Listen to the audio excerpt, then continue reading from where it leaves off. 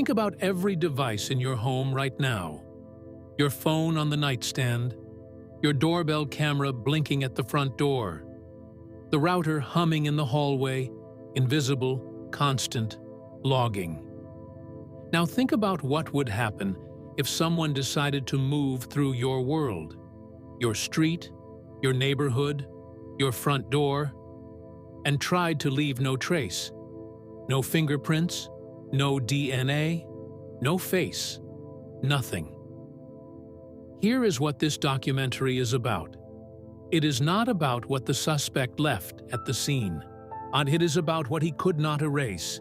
It is about the science of digital evidence, and why, in 2026, true invisibility is no longer possible for anyone carrying a connected device.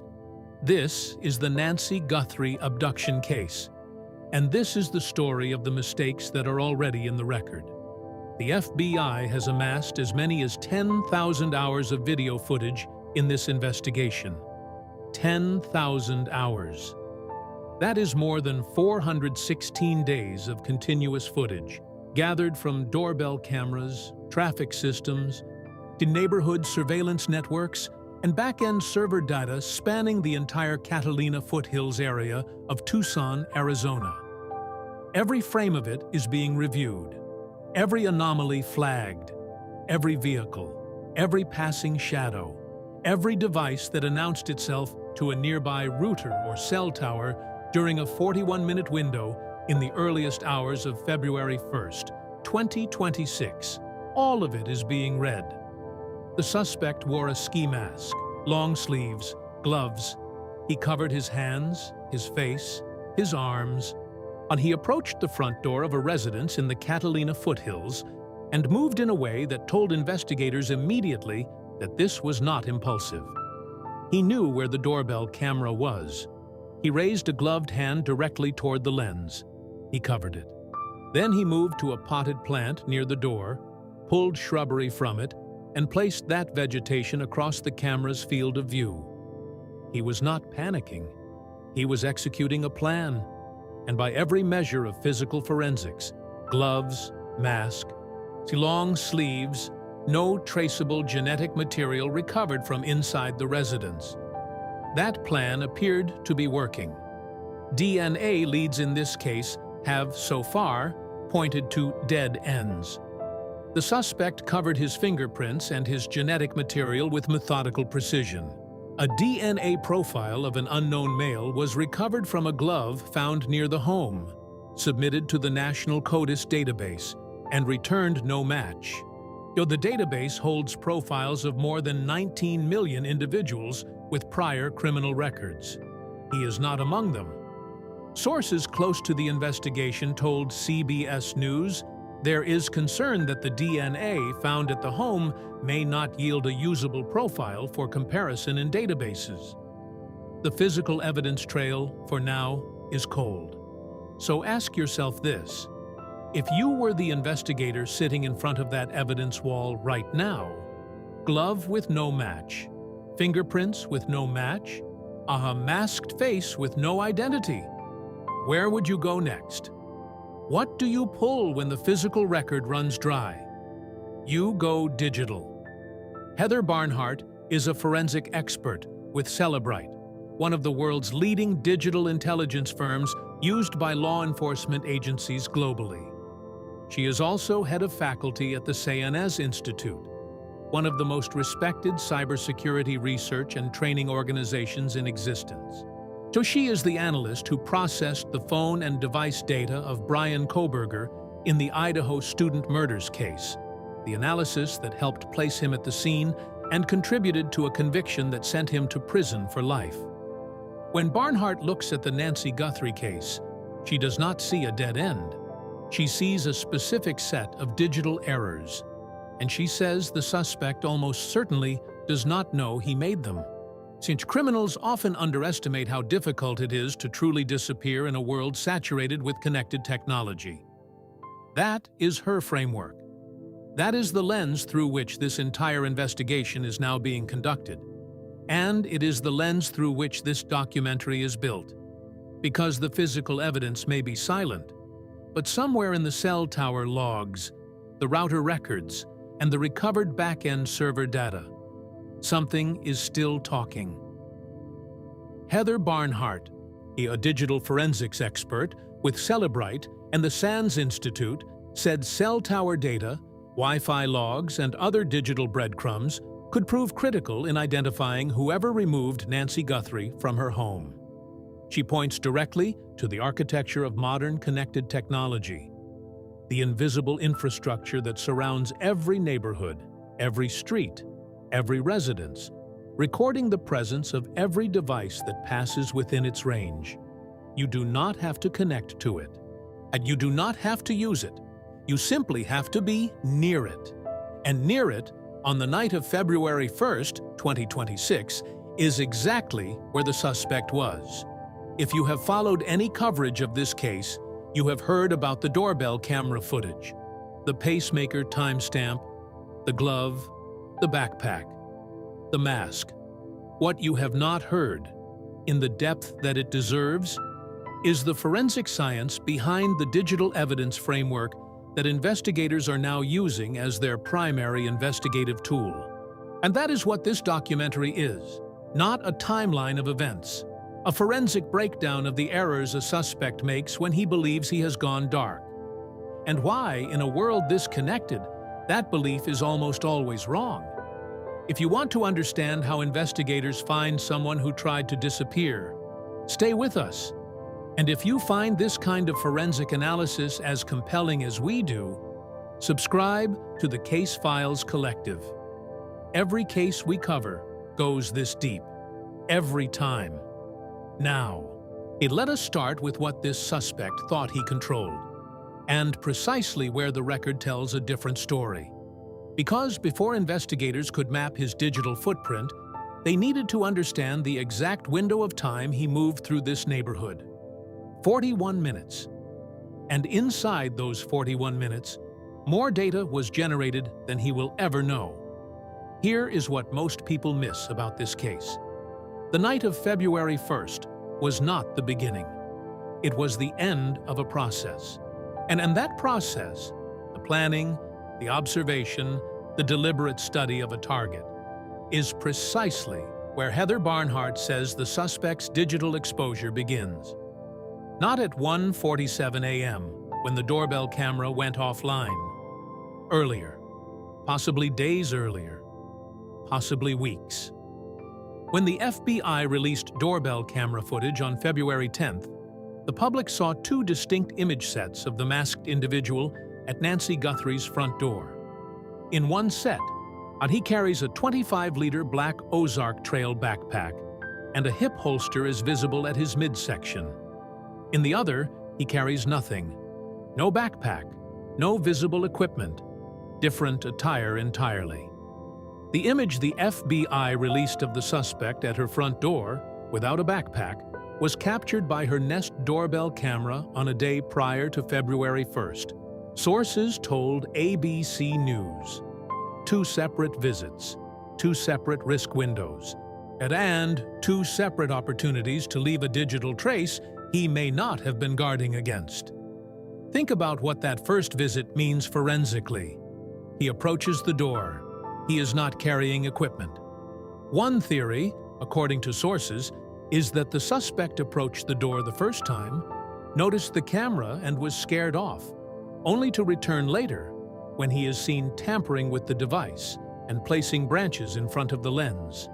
That first approach, unhurried or unequipped, is the behavior of someone still assessing, still calculating, and critically, still operating with the casual confidence of someone who does not yet believe they are being tracked. That confidence, Barnhart explains, is exactly what creates exposure.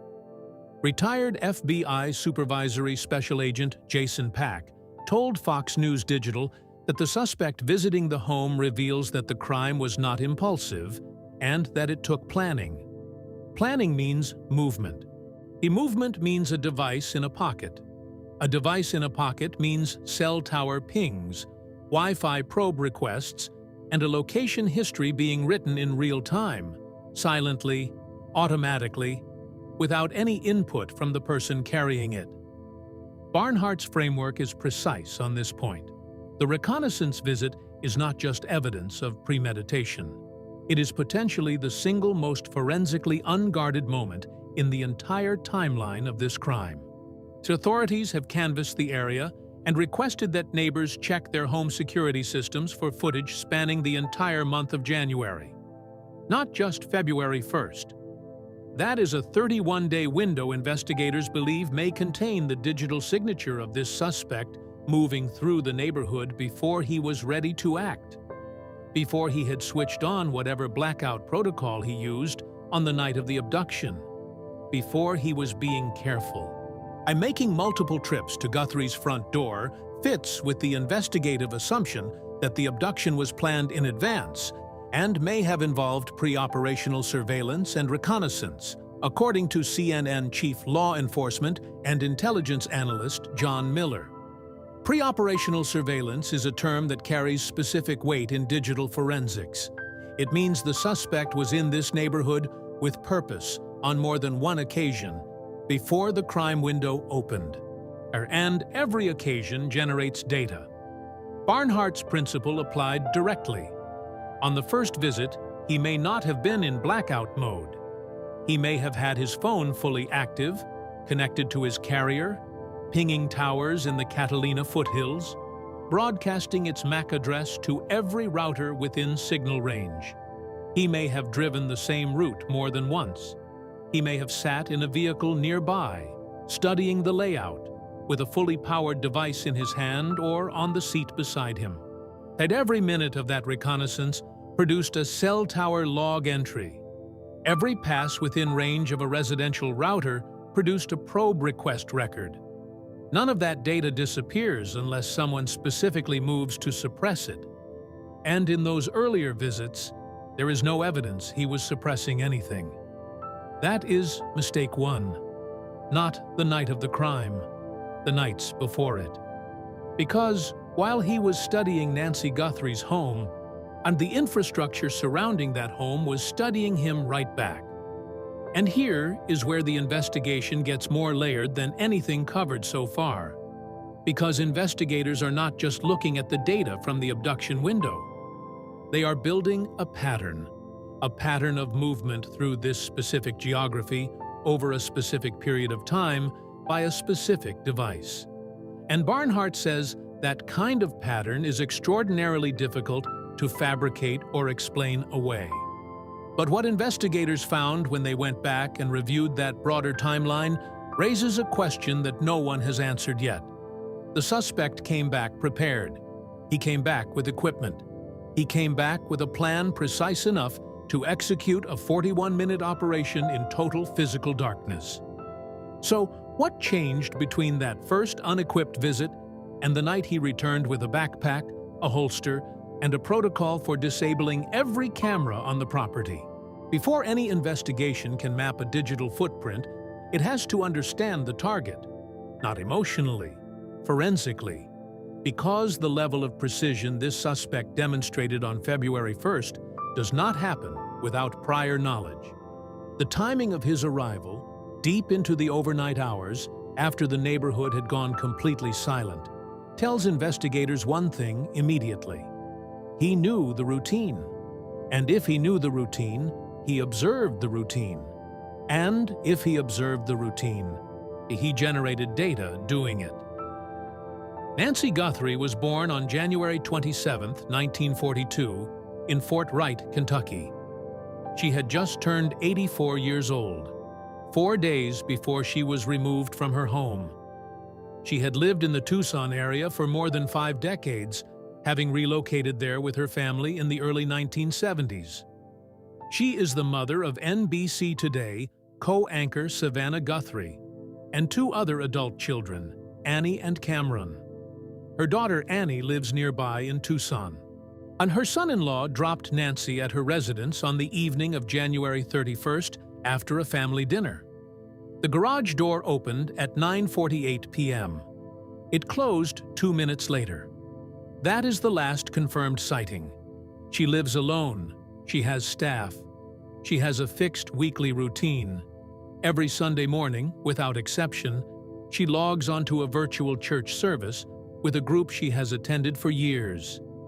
It is the failure to appear at that service that triggers the first call at 11 a.m., to the family's arrival at 11:56 a.m., and the 911 call at 12:03 p.m. That routine, predictable, consistent, publicly observable, is a forensic detail as significant as any piece of physical evidence in this case. Nancy Guthrie is considered a vulnerable adult. She has difficulty walking, has a pacemaker, and requires daily medication for a heart condition. That pacemaker, a cardiac implant device, is connected to a smartphone monitoring application that syncs her heart's electrical data in real time. It runs quietly in the background of her iPhone, logging, transmitting, generating a continuous stream of digital data that neither she nor most people around her would ever think about. Until February 1st, 2026, at 2:28 a.m., when it stops. And that disconnect, the moment her pacemaker app loses its connection to her phone, becomes the single most precise forensic timestamp in the entire investigation. It is not approximate. It is not estimated. It is exact. And it is the anchor against which every other piece of digital evidence in this case gets calibrated. Every cell tower ping, every Wi-Fi handshake, every device shutdown. All of it gets measured against 2:28 a.m. because that is the moment the digital record of Nancy Guthrie's presence in her own home goes completely silent. What makes this timestamp so critical from a forensic standpoint is not just what it confirms about Nancy, it is what it tells investigators about the suspect. Heather Barnhart's framework is direct on this point. The 2:28 a.m. signal loss creates a boundary.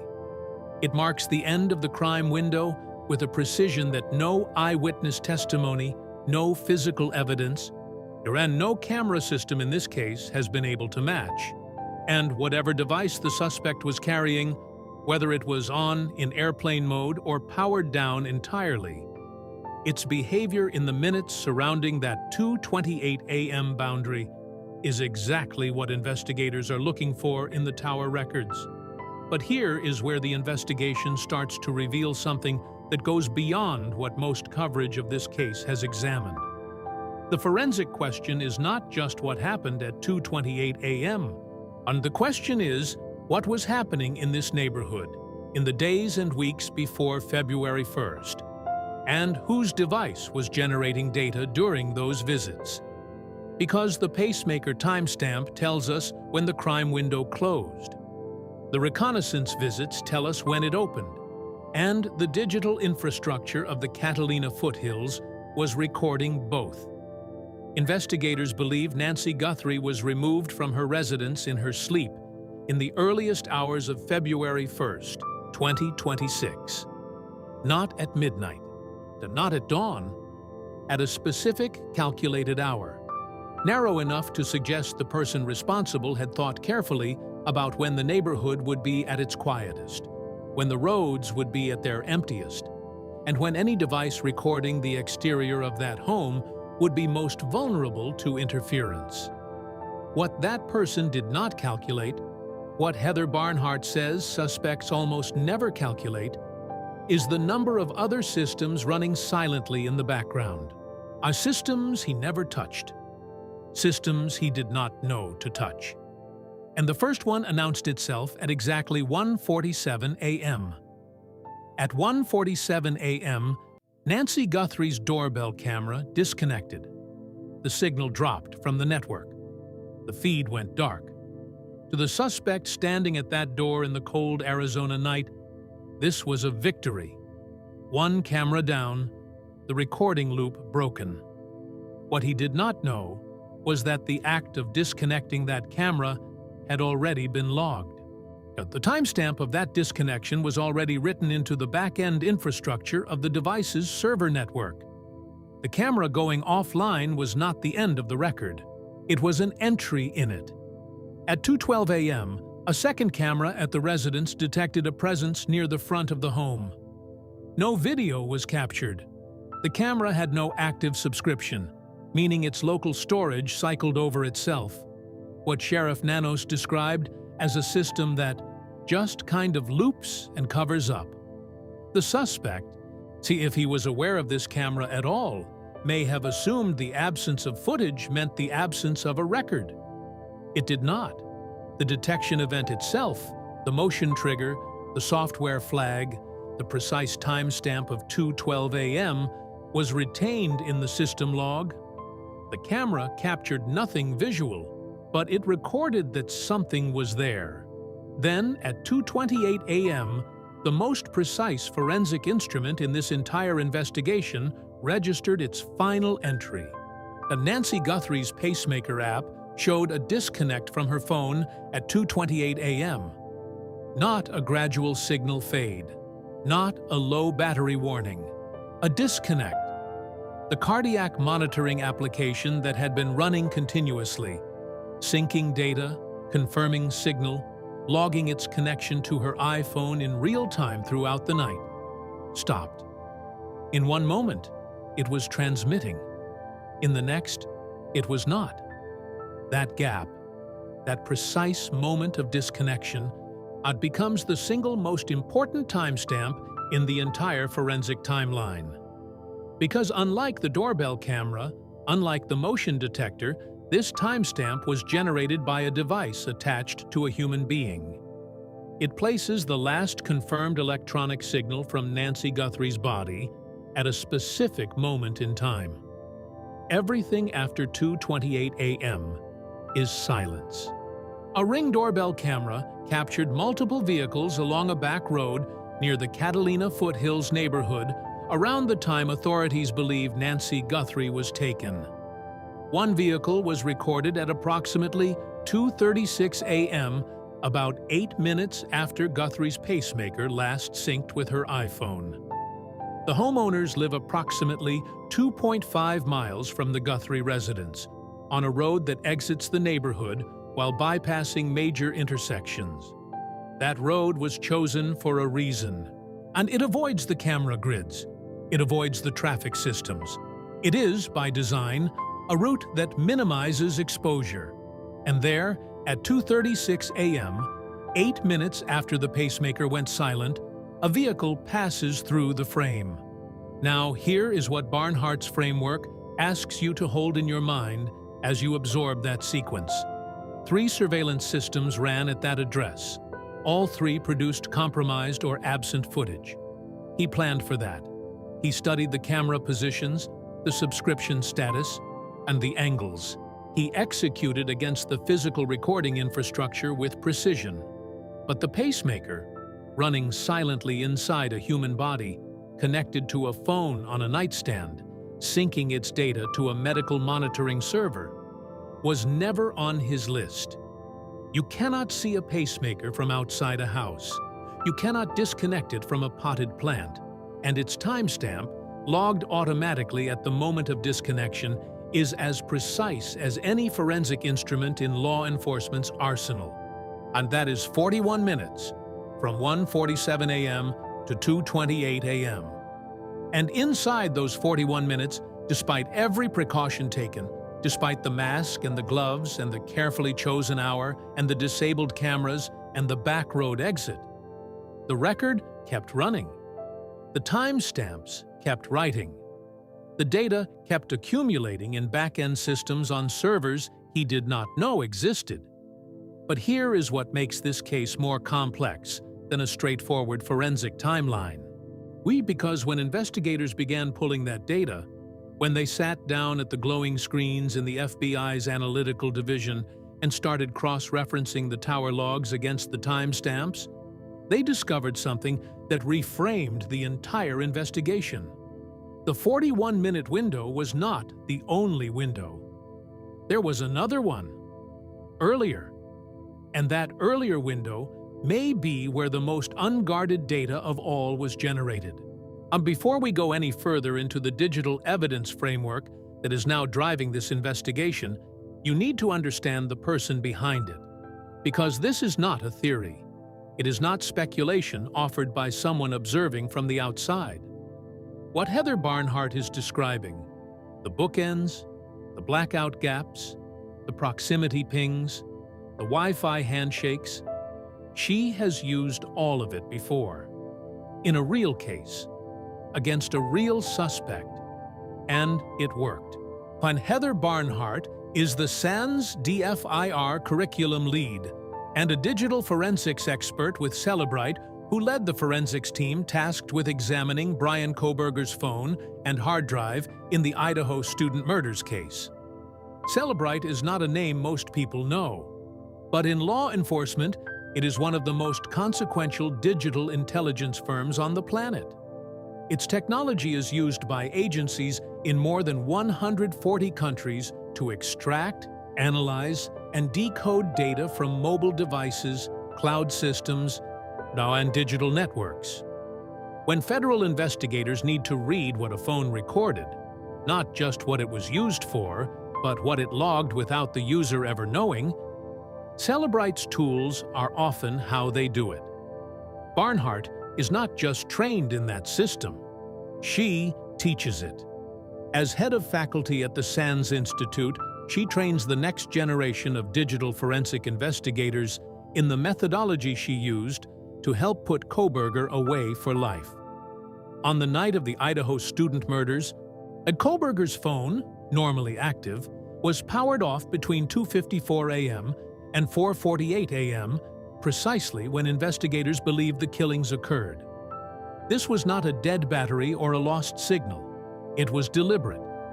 Kohberger disabled cellular, disabled Wi-Fi, cleared browser history, selectively deleted files, used VPNs, ran Chrome in incognito mode.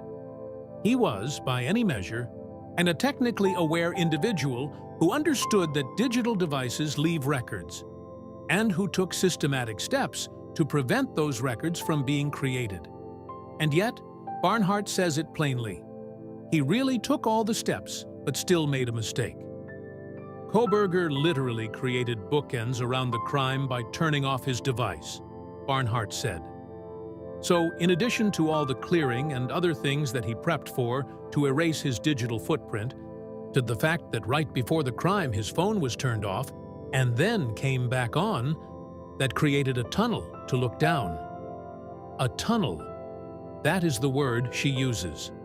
Not a lead. Not a clue. A tunnel. A narrow, defined corridor of investigative focus that the suspect inadvertently carved out of the data record by trying to erase himself from it. The shutdown that was supposed to create silence instead created a shape, and that shape pointed directly at him.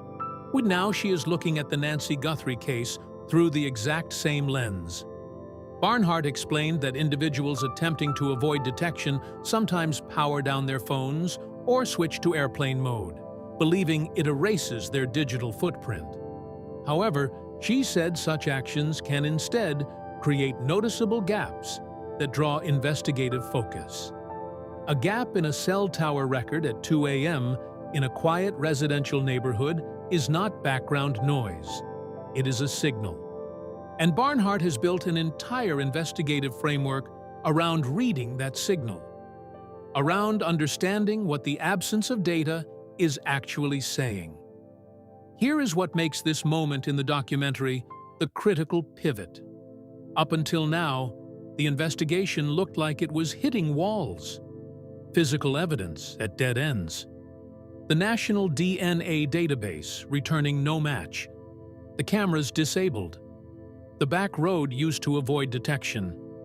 From the outside, it could look like the suspect was ahead of the investigation, like he planned well enough to stay invisible. But Barnhart's entrance into this analysis changes the entire geometry of that picture, because she is not looking at what he left behind at the scene. She is looking at what he could not have known to erase. The cell tower baseline at 2 a.m., the Wi-Fi probe request logs of a router sitting inside a house he approached, the back-end server infrastructure of a camera company whose data architecture he never had access to. These are not systems he planned against.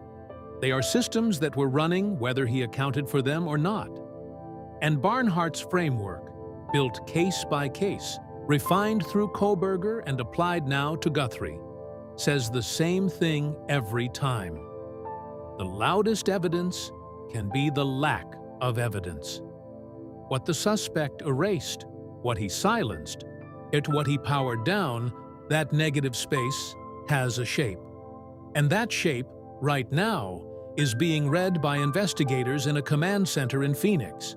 But here is what investigators have not said publicly yet, and what Barnhart's framework implies directly.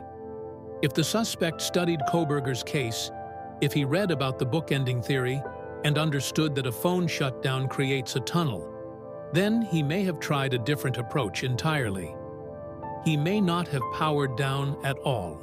And he may have left his phone running, believing that an active device in a neighborhood at 2 a.m. looks less suspicious than a dark one. And if that is what he did, if he kept his device on throughout the 41-minute window, then the tower record does not show a gap. It shows a presence, a device that was in the Catalina foothills at precisely the wrong time, pinging, broadcasting, logging its own location with every passing minute. Which means either way, powered down or powered on, the data is there. Picture the Catalina foothills at 2 o'clock in the morning.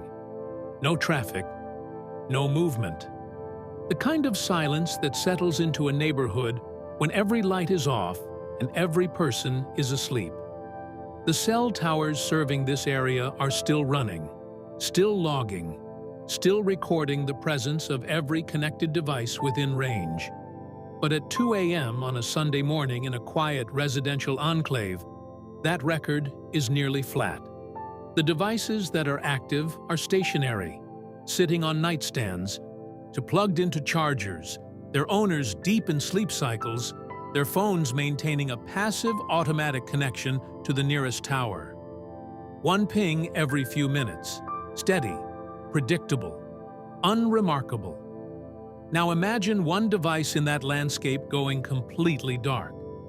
Not because the battery died, not because coverage dropped, because a user reached into a pocket or a bag, found the power button, and held it down until the screen went black. A deliberate act, a conscious decision. And in the flat and quiet baseline of a residential neighborhood at 2 o'clock in the morning, that decision registers like a fault line in the data. Barnhart said that in the Idaho case, phone logs showed the shutdown was user-initiated and the device was fully charged before going dark. Details that helped investigators determine it was deliberate. That single confirmation, user-initiated, fully charged, transformed a routine device log into a piece of incriminating evidence. Because a phone that dies at 2 a.m., it could be explained. A fully charged phone that a person deliberately powers down at 2 a.m. in a specific location, during a specific window, while a crime is being committed 40 feet away, that cannot be explained away. This is what Barnhart calls bookending. The shutdown creates the left edge of the frame. The restart creates the right edge. And everything that happened inside that frame, every movement, every action, through every decision made during the blackout window, is now bracketed by 2 timestamps that the suspect generated themselves with their own hands on their own device. That deliberate blackout, a user-initiated shutdown on a fully charged phone in the middle of the night, stood out precisely because it was so unusual. In the Kohberger case, it stood out against the backdrop of a quiet college town. In the Guthrie case, it would stand out against the backdrop of a quiet residential neighborhood at an hour when the entire cell tower baseline is nearly silent. Ask yourself this. You are an investigator. You are sitting in a room in Phoenix, staring at a screen that displays the cell tower activity map for the Catalina foothills between 1 a.m. and 4 a.m. on February 1st, 2026. Every dot on that map represents a device. Most of them are stationary. Most of them maintain a steady, unbroken connection through the entire 3-hour window. Then you find one. It enters the map. It moves through the neighborhood. And then, at a specific moment aligned with the doorbell camera, disconnecting at 1:47 a.m., it goes dark. It stays dark through the 2:28 a.m. pacemaker disconnect. And then, somewhere on the other side of that window, it comes back online. What do you do with that dot? And then you can also look for entry and exit. And then proximity pings. No, because eventually you're going to turn your phone back on, Barnhart says. That is the fundamental operational reality of the bookend model. You cannot stay dark forever. At some point, the device comes back online. At some point, it pings a tower again. And that restart ping is sitting in the record right now, logged automatically, time-stamped precisely, waiting for an analyst to pull it. The suspect powered down that device, believing the blackout would erase their movement. What it actually did was create a defined, searchable gap in the tower record with their device identifier attached to both edges of it. This is the false summit moment of the investigation that Barnhart flags carefully. Because here is where the analysis gets complicated. Pulling cell tower records for an entire geographic area across a multi-week window generates an enormous volume of data. Thousands of devices, millions of individual log entries. The investigators in Phoenix are not looking at one tower. They are cross-referencing records across multiple towers to triangulate movement patterns. That process takes time. It requires court-ordered subpoenas for carrier data. It requires analytical software capable of isolating specific device behaviors against a baseline of normal neighborhood activity. The data almost certainly exists. Yes, but finding the specific device signature inside that data set, isolating the one dot that went dark at the wrong moment in the wrong place, is the work that is currently being done right now in a room in Phoenix that the public cannot see. And here is what most coverage of this case has completely missed. The phone shutdown is only the first layer, because beneath it, operating on a separate system, and following a separate set of rules, is a mechanism that functions even when the phone is off, even when every radio is disabled, even when the suspect believes they have achieved complete electronic silence. And Barnhart says she discovered this mechanism personally, by accident, while working the Kohberger case. What she found changes everything about what digital invisibility actually means.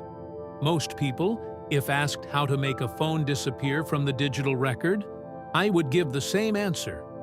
Turn on airplane mode, disable the radios, cut the signal. To the average person, and Barnhart says, to most suspects who have given this problem any thought, airplane mode represents a complete solution.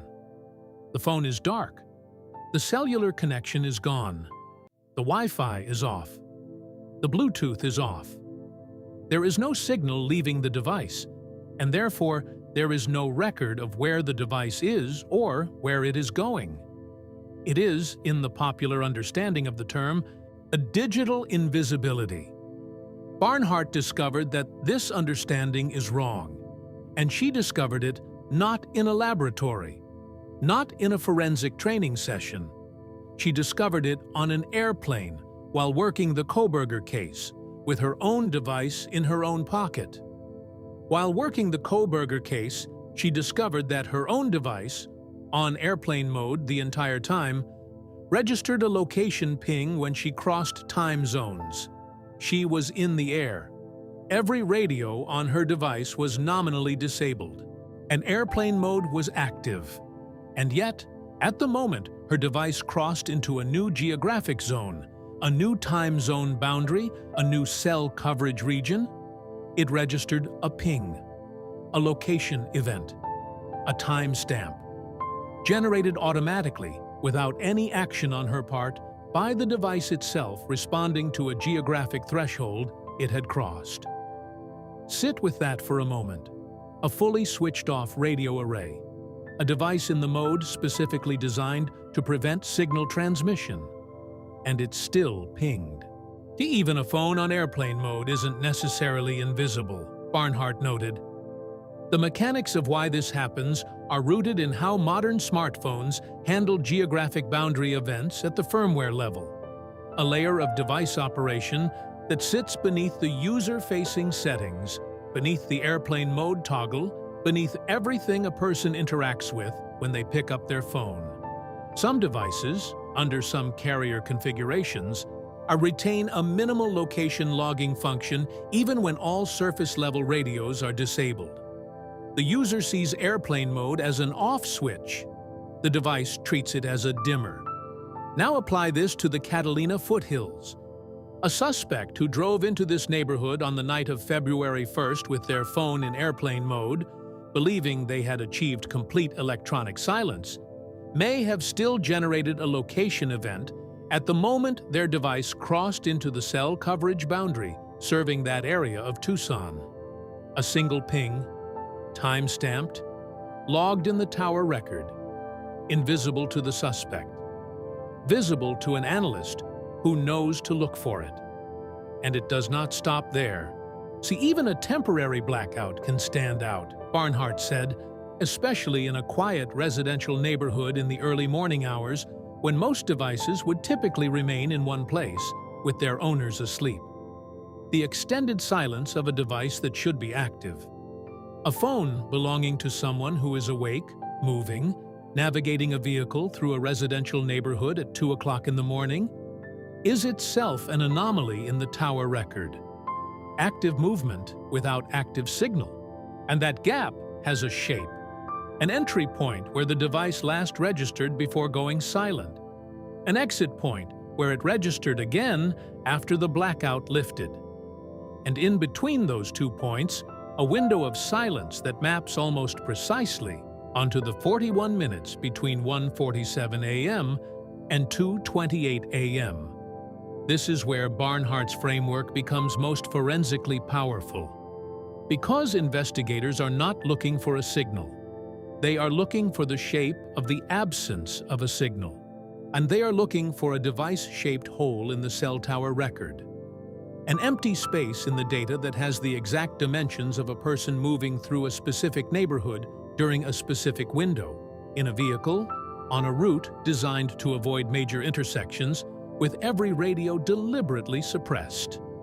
That hole, if it exists in the dataset, is not background noise, it is a signature.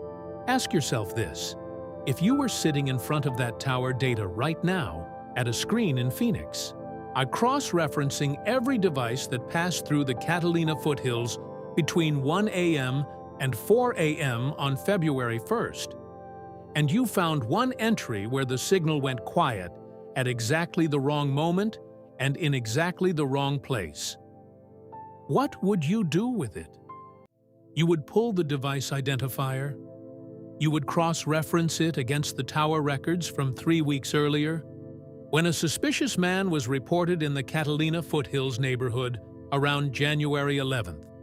You would check whether that same identifier appeared in this geography before. And if it did, if the same device-shaped hole appeared twice, weeks apart, in the same quiet residential neighborhood, at unusual hours, you would have something that no physical evidence in this case has yet produced. A pattern. A repeating, traceable, irrefutable pattern of presence. But even that is not the deepest layer. Because while airplane mode addresses the cellular and Wi-Fi radios, there is a third system. One that operates on an entirely different frequency. One that most suspects never think about. And one that Barnhart says investigators are actively examining right now. A system that doesn't require the phone to be on. A system that doesn't require a cell tower. A system that requires only proximity. And in this case, the suspect had proximity in abundance. And here is something worth pausing on. Right now, your phone is scanning. You are not doing anything. You have not touched it.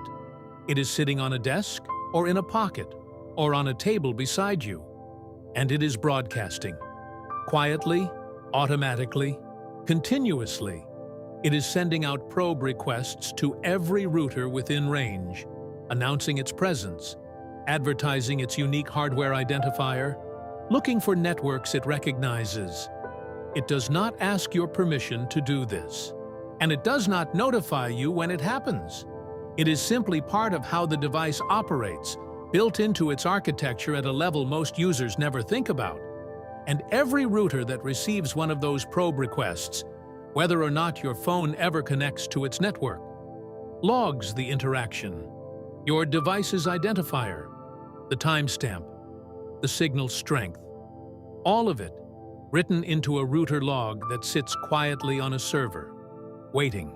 So now put that phone in the pocket of a person standing outside a house in the Catalina foothills at 2 o'clock in the morning.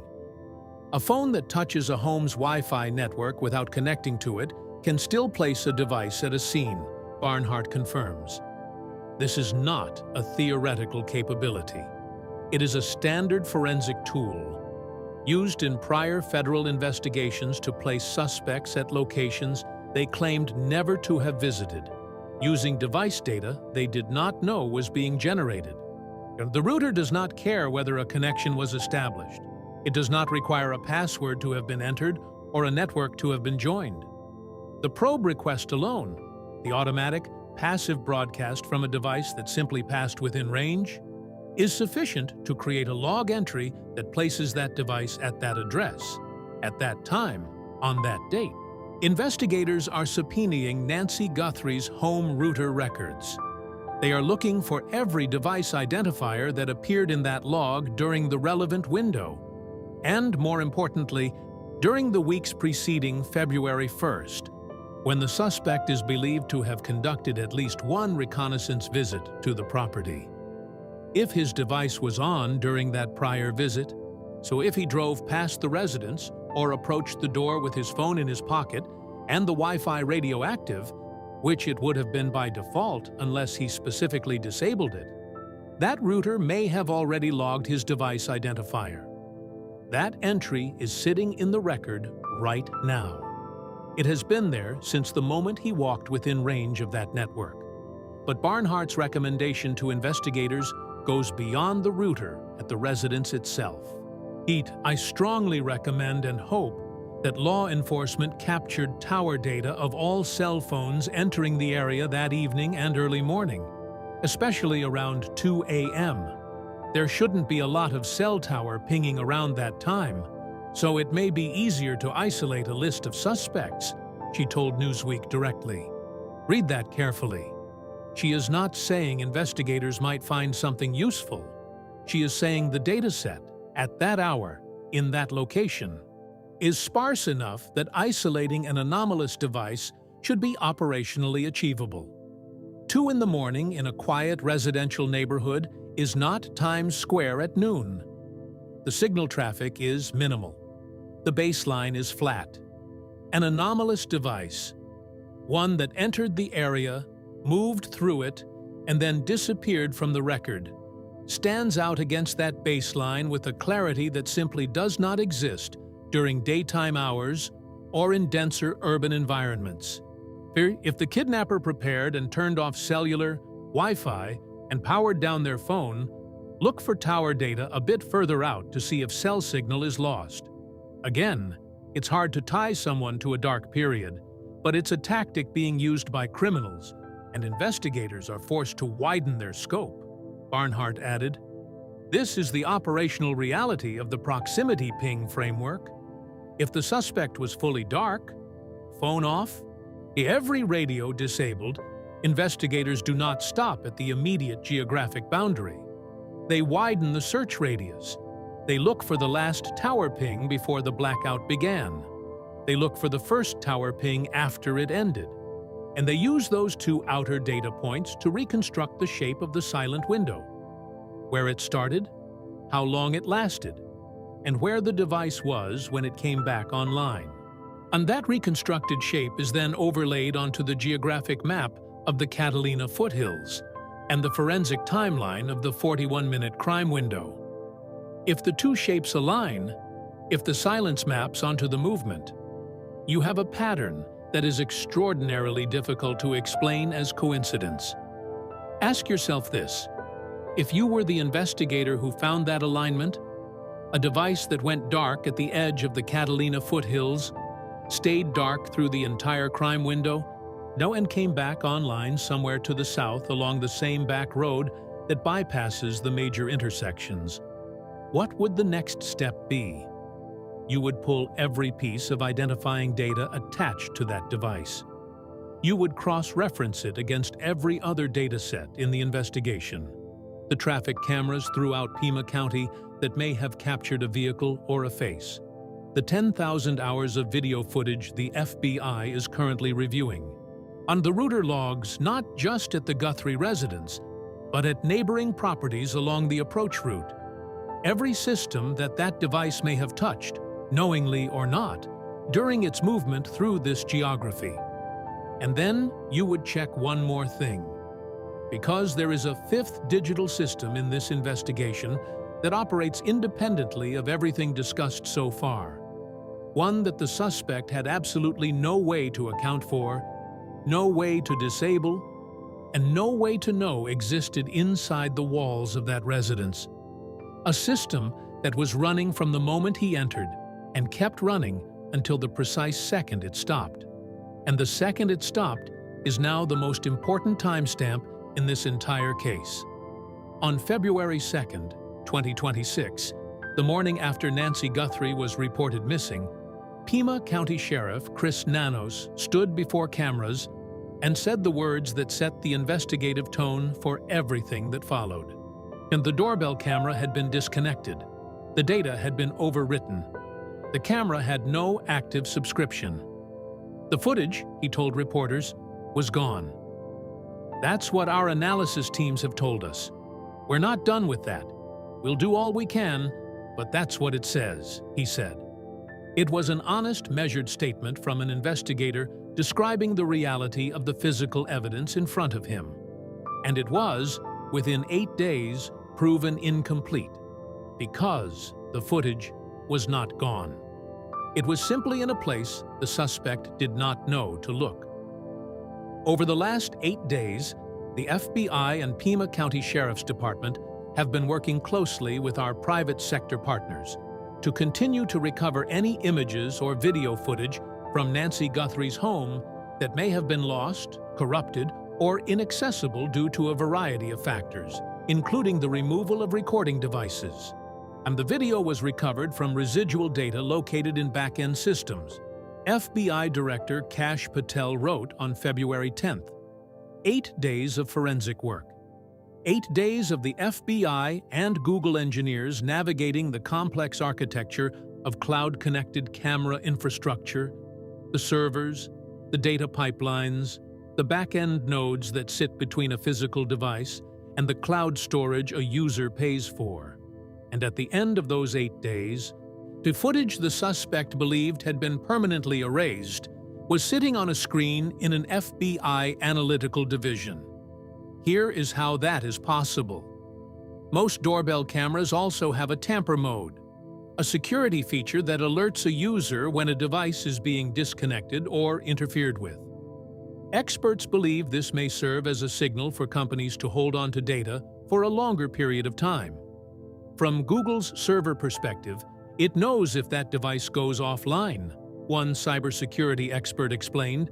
And so, if the last event was tamper-detected and it's a motion event, it could tag it in a way where Google may not delete that and may know that this could have some value. The suspect covered the lens. He interfered with the mount. He disconnected the device. And that very act of interference, that deliberate, calculated attempt to eliminate the record, may have been the trigger that caused Google's back-end system to flag and retain the data he was trying to destroy. He did not just fail to erase the footage. His attempt to erase it may have been precisely what saved it. FBI Director Patel confirmed the agency executed lawful searches and worked with private sector companies to expedite results and then go into their systems and actually excavate material that people would think would normally be deleted and no one would look for. That phrase, excavate material that people would think would normally be deleted, is Barnhart's framework made operational. The suspect operated on the assumption that deleted means gone. It does not. In the architecture of modern connected technology, data moves through multiple systems before it reaches its final destination. It passes through transmission nodes, back-end servers, edge caches, and cloud infrastructure. At each stop, fragments of that data can persist, not in their original form, not in a location a user could access, but in residual form, embedded in the infrastructure of the system itself. A retired special agent, Jason Pack, described locating the missing footage as like finding a needle in a haystack, which is an accurate description of the forensic effort. But it also confirms that the needle was there. It had been there the entire time. Now set the recovered video alongside the Pacemaker timestamp, the fifth and final digital pillar of this investigation. At 2:28 a.m. on February 1st, 2026, Nancy Guthrie's cardiac monitoring application disconnected from her iPhone. She has a pacemaker, a device typically implanted to regulate the heartbeat, which disconnected from its monitoring app on her phone early February 1st. That disconnection is not ambiguous. It is not subject to interpretation or competing forensic theories. It is a binary event. The app was connected, and then it was not. Logged automatically by a medical monitoring system with no investigative agenda and no capacity for error. The timestamp is precise to the second. And it is now the anchor against which every other piece of digital evidence in this investigation is calibrated. Think about what that means in combination with the recovered video. The FBI now has footage excavated from a system the suspect believed he had neutralized, showing his approach, his methodology, his physical characteristics, and the precise moment he moved to disable the camera at 1:47 a.m. And the investigation has a medical timestamp confirming that at 2:28 a.m. CDK, 41 minutes after that camera went dark, the last electronic signal from inside that residence went silent. Together, those two data points bracket the entire crime window with a forensic precision that no physical evidence in this case has come close to matching. The suspect destroyed the camera. The camera's ghost came back. He could not account for the pacemaker. And now, both of those systems are pointing at the same 41-minute window. A window that Barnhart says is already in the cell tower record, already in the router logs, already in the data that investigators are processing right now in Phoenix. And here is what makes the next chapter of this investigation the most critical phase of all. Because everything discussed so far, every pillar, every timestamp, every recovered fragment of data, is now converging on a single analytical operation being conducted behind closed doors. An operation that has already produced results no one outside law enforcement has yet seen. And what those results reveal about the suspect's movements, before, during, and after that 41-minute window, may be closer to an answer than anything this investigation has publicly disclosed. It is February 27th, 2026. 26 days since Nancy Guthrie's garage door closed at 9:50 p.m. on January 31st, and the neighborhood went quiet around her. 26 days since the doorbell camera went dark at 1:47 a.m. 26 days since the Pacemaker app sent its last signal at 2:28 a.m., and the digital record inside that residence fell completely silent. Nancy Guthrie's whereabouts remain unconfirmed. No arrest has been made. No suspect has been publicly named. And yet, the investigators working this case, the analysts sitting in front of glowing screens in a command post in Phoenix, are cross-referencing cell tower records and router logs and back-end server data across a data set that now spans nearly 4 weeks, are not operating in darkness. They are operating in data. And the difference between those two things is precisely what this entire documentary has been about. The FBI's Cellular Analysis Survey Team, known as CAST, is one of the Bureau's most critical tools in missing person cases, and may be the key to cracking the Nancy Guthrie case. But most people outside of law enforcement have never heard of CAST. It is a specialized unit trained specifically in the extraction, analysis, and forensic interpretation of cellular data. The tower records, the device logs, the proximity pings, the bookend shutdowns that Barnhart has described in precise detail throughout this investigation. Retired FBI Supervisory Special Agent Jason Pack told Fox News Digital that authorities likely have suspects in Guthrie's disappearance. But data is still being refined by the specialized team. They have data, mountains of it, Pack said. Names have surfaced and been evaluated. Some have been cleared. Others may still be in play in ways we aren't seeing publicly. Mountains of data. That phrase carries specific weight when understood through Barnhart's framework. Because mountains of data, in the context of this investigation, does not mean investigators are overwhelmed or lost. It means the record exists. And the record has always existed. The suspect moved through a connected world. A world of cell towers and Wi-Fi routers and back-end servers and medical monitoring applications. And that world recorded his presence with a fidelity he almost certainly did not anticipate. The case is now deeply analytical. Investigators are perusing Walmart sales receipts and security footage, untangling a mixed sample of biological material recovered from inside the residence, to unparsing more than 23,600 tips received since the investigation began. Every one of those threads is being worked. Every data point is being cross-referenced. The Catalina foothills is no longer a crime scene being processed. It is a data set being read. The source said a lot of the work going forward does not require boots on the ground in Tucson and can be done from Phoenix or offices anywhere in the country. A second law enforcement source briefed on the investigation said, when a major case breaks, the FBI surges resources fast. It brings in extra agents, stands up a command post, and throws everything at the time-sensitive work. That work in the Guthrie case is now done.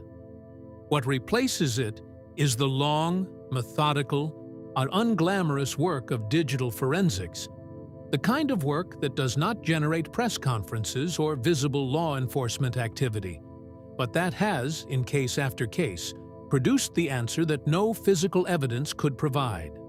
The kind of work Barnhart has done before. The kind of work that helped convict Bryan Kohberger. The kind of work that starts with a device-shaped hole in a cell tower record and ends with a name. Barnhart's 5 digital pillars are all in play simultaneously. On the intentional device shutdown, its bookend timestamps sitting in the tower record, waiting.